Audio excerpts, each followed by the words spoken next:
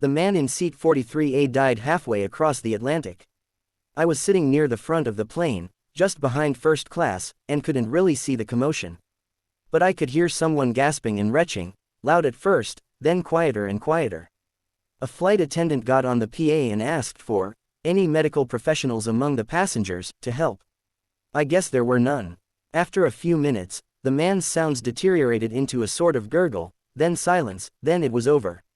His name was Molyneux, and he was old but not that old, and it was likely a heart attack, aneurysm, drug reaction or God's will, according to conflicting nth-hand reports that filtered down the plane from row 43, where a flight attendant simply buckled the newly deceased back into his window seat and covered his face with a complimentary airline blanket. The pilot got on the intercom and told us the plane would be turning back to New York, due to a tragic medical situation involving one of our passengers. Folks, we're looking for a volunteer willing to sit next to the deceased while we return to our originating airport, the pilot continued. This flight is entirely full, and the person sitting there now isn't feeling comfortable.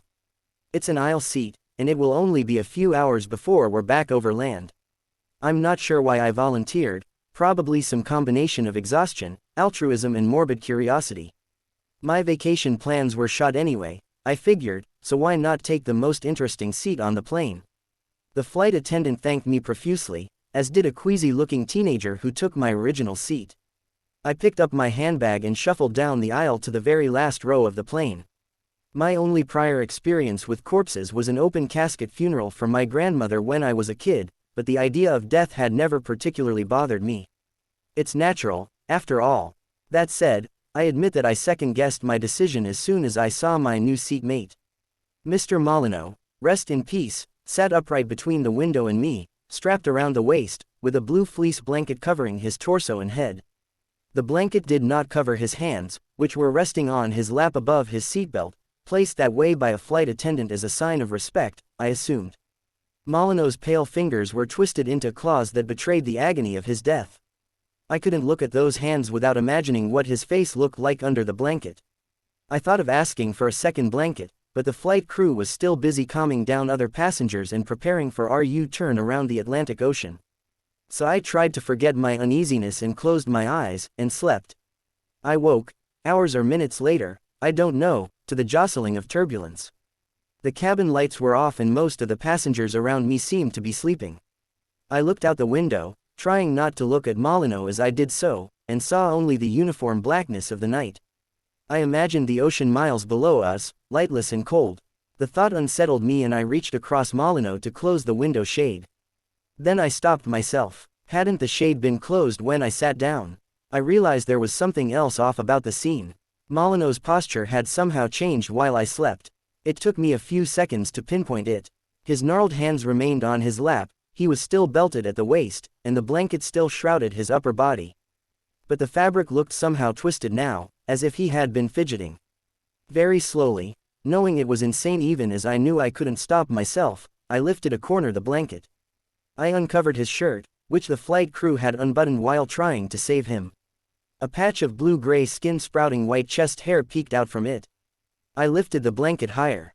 His collar was flecked with dried blood. I remembered his terrible gasping. Finally, I pulled the blanket entirely off, and stifled a scream. Molyneux's head was turned away from me, exactly as if he had turned to stare out the window. I could see his face reflected in the plexiglass. It was undoubtedly a dead man's face. Pale, drawn, lips parted, jaw slack. There was no life in it. Except his eyes. They were moving. I stared at the reflection for half a minute and I'm sure of it. In the center of that death mask, two pupils flicked back and forth, as if tracking something out there in the sky. "What are you doing?" A voice beside me interrupted. I whipped around and saw the woman seated across the aisle staring at me, not so much in fear as disgust. "Cover him back up. Give him his peace. I think he's been moving," I stammered. "His eyes. I think he might not actually be." But I couldn't finish the sentence, it was too crazy. Nor did I have to, because at that moment my stomach dropped 10 feet along with everything else in the plane. Coffee cups and purses slammed against the ceiling. A man near the first-class section nearly tumbled out of his seat. I heard call lights going off all over the plane as passengers were jolted awake in panic and confusion. "Passengers, please take your seats, buckle in, and secure any loose items," the pilot said over the PA, sounding shaken himself. The weather along our flight path is clear and no planes in the area are reporting turbulence, so I'm not sure what this is. But we should be through it momentarily. Even as he spoke, the mild background shaking I'd felt since waking up became noticeably more violent. The woman across the aisle began fumbling for her seatbelt, no longer paying any attention to me or Molyneux. I forced myself to look at him again. The jolt must have caused him to pitch forward at the waist, his head colliding with the seat in front of him. But Molyneux's face was still turned toward the window, his neck twisted at such a sharp angle that I worried it had snapped. I looked at his hands again, and the pallor of his skin. 3 flight attendants and a dozen passengers had witnessed this man's death, and I could not rationally imagine they were mistaken. And yet in the reflection of the window, his eyes left to right, left to right.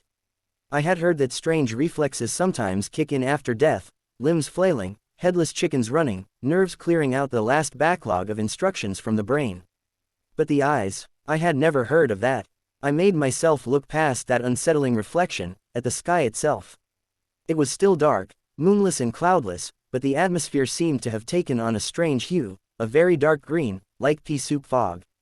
I thought I could see vague shapes swirling around in the murk, though it might have been an optical illusion. I recoiled. I desperately wanted to be anywhere else right then, but the rest of the cabin was approaching a state of pandemonium. Flight attendants were hurrying up and down the aisles, attending to spills and bruises, even as they tripped and staggered. The entire plane was shuddering like a barrel going down the rapids. A series of jolts sent Molyneux's upper body swinging back and forth like an upside-down pendulum. He was thrown backward into his seat, then sideways into me, a horrible feeling I will never forget, and then the opposite way, his face slamming directly into the window, where it came to rest. That was enough for me. I unbuckled, leapt out of my seat and locked myself in the bathroom directly behind me. I would cower on a toilet for the rest of this hellish flight rather than spend another minute sitting with Mr. Molyneux. This plan worked for a half hour or so. I braced both my arms against the bathroom's walls and listened to the chimes of flight attendant call buttons, the whine of jet engines and the growling of the sky. I tried to calm myself by visualizing the skyline of New York, the JFK airstrip, a calm descent.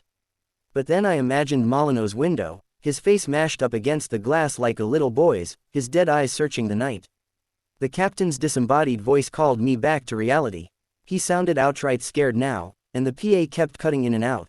Extremely anomalous weather, need everyone in their seats in the emergency position, immediately. If we depressurize, the turbulence stopped for 4 or 5 seconds, and then suddenly it felt like I was inside a washing machine. I bounced against the walls of the bathroom, landed on the floor, and could barely manage to get the door open and crawl on all fours into the aisle.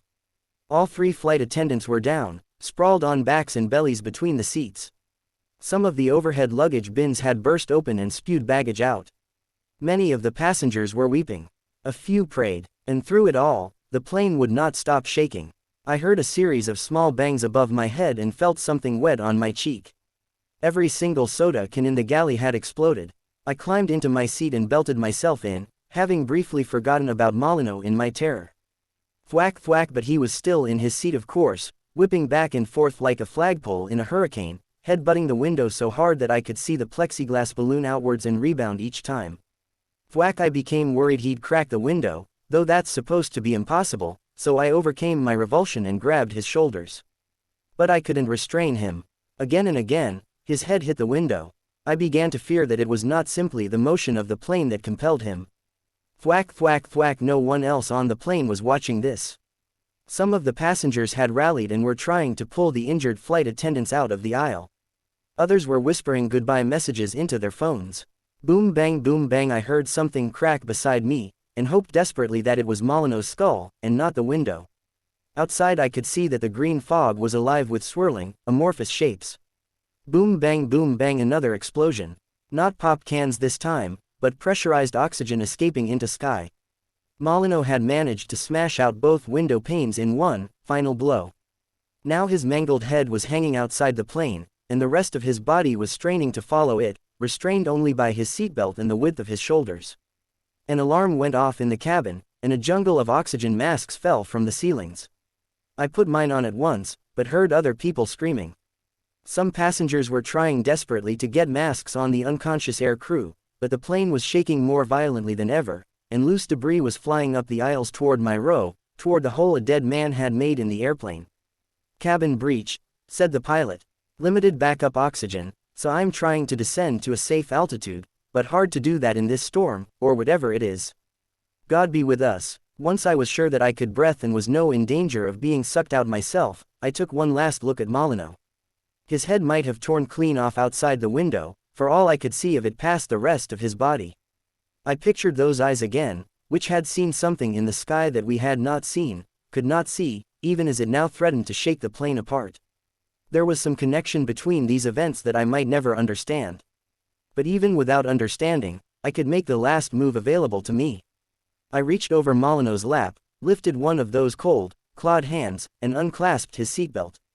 There was an intolerable crunching noise as, I presume, his shoulders were squeezed and crushed to fit the window frame. And then in a split second he was gone, out the window, into the night, a pale old man falling end over end toward the black ocean. "Whatever you saw out there," I whispered. "Whatever you were looking for, go to it and leave us be." The green fog lifted a few minutes later, and the plane descended until it was safe to breathe without the masks. Less than an hour later, I really did see the JFK airstrip. A whole squadron of police and ambulances met us on the way down. The flight attendants and several passengers had to be hospitalized, but as far as I know no one suffered serious injuries. Federal investigators eventually concluded that we had flown through a localized weather anomaly, witnessed by no other plane in the sky that night.